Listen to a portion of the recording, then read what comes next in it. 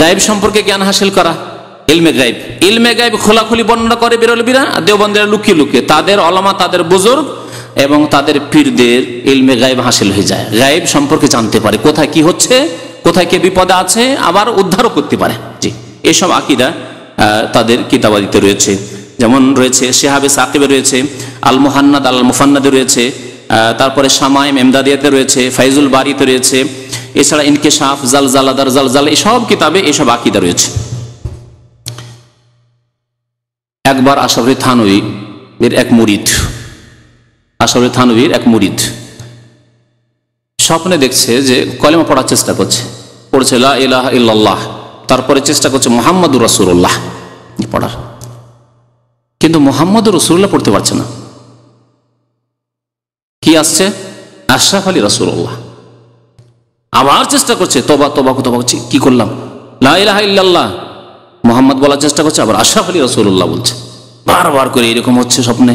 স্বপ্নে ঘুম ভেঙে যাওয়ার পরে খুব পেরেশান হলো যে কেন হইলো, খুব পেরেশান থাকলো সারা রাত। সকাল হতেই পীর সাহেবের দরবারে, মানে আশরাফ আলী থানভী হাকিমুল উম্মতের দরবারে এসে হাজির। যে হাকিমুল উম্মত হয়তো দিক নির্দেশনা দিবেন, হেদায়েত দেবেন, যেহেতু উম্মতের ডাক্তার তো ভালোই চিকিৎসা দেবেন, কেমন ডাক্তার কেমন চিকিৎসা শোনো।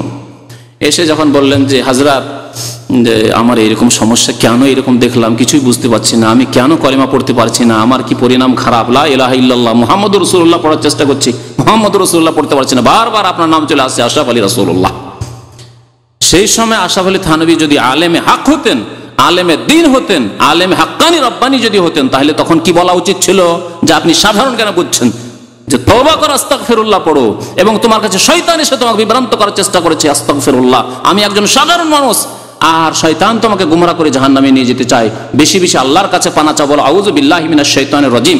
এবং খারাপ স্বপ্ন দেখলে যেই দোয়া নবী করিম সাল্লাল্লাহু আলাইহি ওয়াসাল্লাম শিখিয়েছেন, আমাদের অনেক ভাইয়ের এখানে মুখস্থ আছে, আউযু বিকালিমাতিল্লাহি তাম্মা, আর কি আউযু বিকালিমাতিল্লাহি তাম্মাতি মিন গাযাবিহি ওয়া ইকাবিহি ওয়া শাররি ইবাদিহি ওয়া মিন হামাযাতিশ শাইতানি আন ইয়াহদুরুন।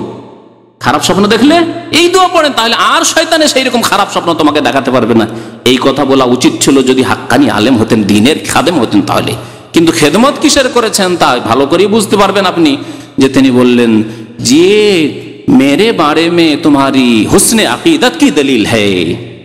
তর্জমা করে বুঝাই, কারণ অনেকে হুসনে আকিদত বুঝতে পারবেন না। এই হচ্ছে আমার সম্পর্কে তোমার, আমার যে তুমি খাঁটি ভক্ত এবং তুমি যে আমার সম্পর্কে খুব ভালো ধারণা রাখো, এর স্পষ্ট প্রমাণ। স্পষ্ট প্রমাণ যে আমার যখন কলেমা চলে আসছে, আশরাফ আলী রাসূলুল্লাহ চলে আসছে, তার মানে তুমি আমার খুব খাঁটি ভক্ত এবং ইখলাসের সাথে, নিষ্ঠার সাথে আমার তুমি ভক্তি কর, এর প্রমাণ পাওয়া যায় এর থেকে। তাহলে উৎসাহিত করলো না এসব কাজের শিরকি কথার জন্য, কুফরি কথার জন্য, আশরাফ আলী রাসূলুল্লাহ বলার জন্য।